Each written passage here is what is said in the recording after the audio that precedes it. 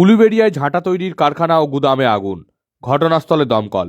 শুক্রবার দুপুরে ঘটনাটি ঘটেছে উলুবেড়িয়ার বাণীতলা এলাকায়। স্থানীয় সূত্রে জানা গেছে, উলুবেড়িয়ার বাণীতলায় 16 নম্বর জাতীয় সড়কের সার্ভিস রোডের পাশেই একটি ঝাঁটা তৈরির গোডাউন ও কারখানা রয়েছে। শুক্রবার দুপুরে 1:10 নাগাদ আচমকাই ওই গুদামে আগুন লেগে যায়।